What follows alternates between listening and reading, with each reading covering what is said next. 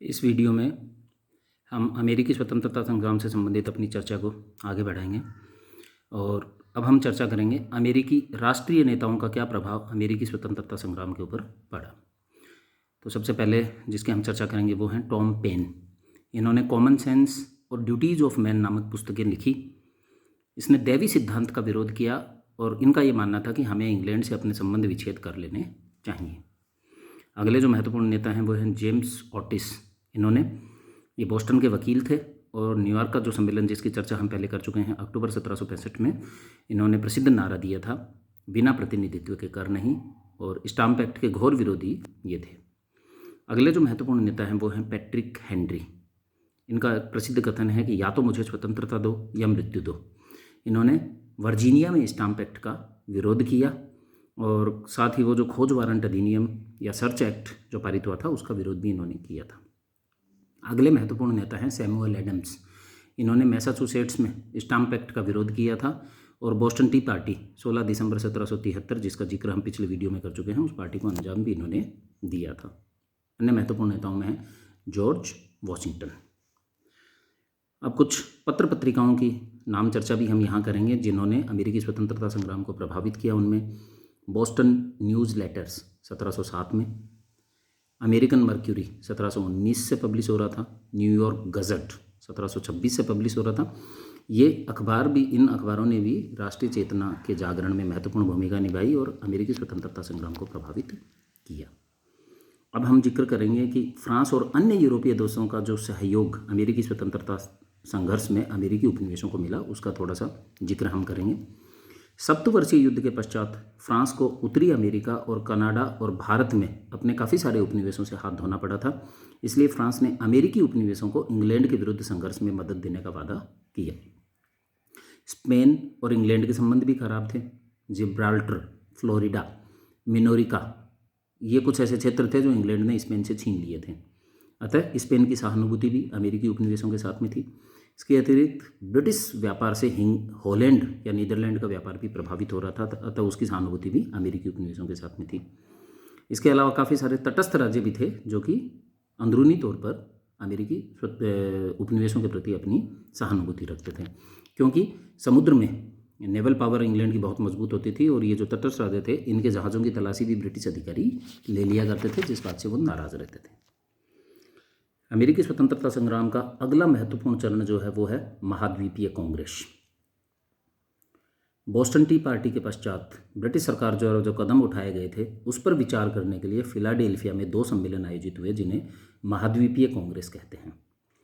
प्रथम फिलाडेल्फिया कांग्रेस 5 सितंबर 1774 को और द्वितीय फिलाडेल्फिया कांग्रेस 10 मई 1775 को आयोजित की गई थी। अब चर्चा करते हैं हम प्रथम फिलाडेल्फिया कांग्रेस 5 सितंबर 1774।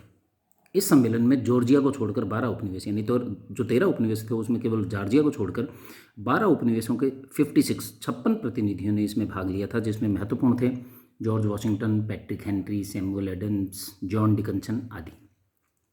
और इस सम्मेलन के क्या उद्देश्य थे? इस सम्मेलन के जो उद्देश्य थे वो थे वर्तमान स्थिति का जायजा लेना कि किस प्रकार की स्थिति है, प्रशासनिक और न्यायिक सुधारों की मांग करना, ब्रिटिश सरकार के साथ मधुर संबंध स्थापित करना और असैन्य अधिकारों को समाप्त करने की मांग रखना। प्रथम फिलाडेल्फिया कांग्रेस का उद्देश्य अपनी जायज़ मांगें मनवाना और ब्रिटिश सरकार के साथ में शांति और सौहार्दपूर्ण संबंध स्थापित करना था। इनका उद्देश्य स्वतंत्रता की मांग करना नहीं था। इस सम्मेलन में एक घोषणा पत्र तैयार किया गया जिसे ब्रिटिश सरकार को भेजा गया और ब्रिटिश सरकार ने इसके ऊपर लेकिन कोई कदम नहीं उठाया। इसी बीच में मैसाचुसेट्स में जॉन हैनकॉक और सैमुअल एडम्स के नेतृत्व में गोला बारूद के भंडार तैयार किए गए। 19 अप्रैल 1775 को इन दोनों को बंदी बनाने के लिए ब्रिटिश सेना भेजी गई और इस संघर्ष में लेक्सिंगटन नामक स्थान पर 8 स्वयंसेवक मारे गए। इसे लेक्सिंगटन की घटना या लेक्सिंगटन हत्याकांड कहते हैं। और इस पृष्ठभूमि में, इन परिस्थितियों में द्वितीय फिलाडेल्फिया कांग्रेस आरंभ हुई। द्वितीय फिलाडेल्फिया कांग्रेस 10 मई 1775। इस सम्मेलन का नेतृत्व जॉन हैनकॉक ने किया। जॉन हैनकॉक ने घोषणा की कि हम ब्रिटिश सरकार के विरुद्ध संघर्ष करेंगे और उसने कहा कि हमारी मांगें न्यायोचित हैं। आवश्यकता पड़ने पर विदेशी सहयोग लेकर भी हम संघर्ष करेंगे। हमारी एकता पूर्ण है लेकिन आवश्यकता पड़ने पर विदेशी सहयोग भी हम लेंगे। इस सम्मेलन में महाद्वीपीय सेना के गठन का निर्णय किया गया। 15 जून 1775 को जॉर्ज वॉशिंगटन को महाद्वीपीय सेना का सेनापति नियुक्त किया गया और 23 अगस्त को ब्रिटिश सरकार ने उपनिवेशों की गतिविधियों को अवैध घोषित कर दिया। इस प्रकार अमेरिकी उपनिवेशों और इंग्लैंड के बीच में संघर्ष आरंभ हो गया। जो कार्य करों के विरोध से आरंभ हुआ था उसने राजनीतिक विद्रोह का रूप हम कह सकते हैं कि अब ले लिया था। अमेरिकी स्वतंत्रता संग्राम के अंतर्गत स्वतंत्रता की घोषणा जो 4 जुलाई 1776 को की गई थी वो एक महत्वपूर्ण घटना है। थॉमस जेफरसन, बेंजामिन फ्रैंकलिन के नेतृत्व में 5 सदस्यों की एक समिति गठित की गई थी और इसे अमेरिकी स्वतंत्रता की घोषणा का प्रारूप तैयार करना था। 4 जुलाई 1776 को अमेरिकी स्वतंत्रता की घोषणा की गई। इसके अंतर्गत life, liberty and pursuit of happiness यानी समानता, स्वतंत्रता और खुशहाली को इस घोषणा का आधार माना गया और ये घोषणा अमेरिका का जन्म प्रमाण पत्र एक तरीके से हम कह सकते हैं। इस घोषणा को राजनीतिक साहित्य की उत्कृष्ट कृति माना जाता है। ये जो स्वतंत्रता की घोषणा थी इसके 3 मुख्य भाग थे। पहले में स्वतंत्रता, समानता और खुशहाली की घोषणा की गई। दूसरे भाग में जॉर्ज III जो ब्रिटिश सम्राट था उसके विरुद्ध 27 शिकायतें, ग्रीवेंसेस थी और तीसरा तो 13 उपनिवेशों का ब्रिटिश सरकार से राजनीतिक संबंध समाप्त कर दिया गया। अब थोड़ा सा हम संघर्ष के घटनाक्रम का भी जो जिक्र करते हैं। जो राजनीतिक जो प्रतिद्वंदिता जब इंग्लैंड और अमेरिकी उपनिवेशों की जो स्टार्ट हो चुकी है और जो उसमें सशस्त्र संघर्ष हुआ, इसमें पहला युद्ध 17 अक्टूबर 1777 को सारतोगा नामक स्थान पर लड़ा गया। इस युद्ध में जॉर्ज वॉशिंगटन ने अमेरिकी उपनिवेशों की सेनाओं का नेतृत्व किया। इस युद्ध में ब्रिटिश सेनापति बर्गोइन ने 6000 सैनिकों के साथ में समर्पण कर दिया। इस युद्ध के पश्चात, सारतोगा की लड़ाई के पश्चात, फ्रांस, स्पेन, हॉलैंड आदि देशों ने अमेरिका को सहयोग देना आरंभ कर दिया। इस संघर्ष का जो अंतिम युद्ध था वो था 19 अक्टूबर 1781 को वर्जीनिया में यॉर्क टाउन नामक स्थान पर ये अंतिम लड़ाई लड़ी गई और इस युद्ध में ब्रिटिश सेनानायक लॉर्ड कॉर्नवालिस ने 8000 सैनिकों के साथ में समर्पण कर दिया।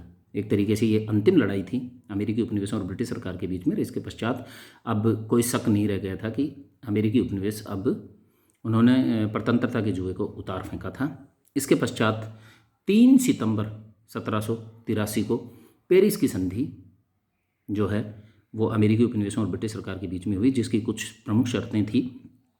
अमेरिका के 13 उपनिवेशों की स्वतंत्रता को इसके अंतर्गत मान्यता दे दी गई। फ्रांस को न्यू फाउंडलैंड में मछली पकड़ने के अधिकार दे दिए गए। अफ्रीका में सेनेगल और वेस्ट इंडीज़ में टोबैको फ्रांस को वापस लौटा दिए गए। मिनोरिका का द्वीप स्पेन को लौटा दिया गया और इंग्लैंड का समर्थन करने वालों की संपत्ति को जो नुकसान पहुंचा था उसका हर्जाना अमेरिका देगा। यह भी इस संधि के अंतर्गत तय किया गया था, पेरिस की संधि 3 सितंबर 1783। इसके पश्चात अब अगले वीडियो में हम अमेरिकी स्वतंत्रता संघर्ष जो हुआ या अमेरिकी क्रांति जो हुई थी उसके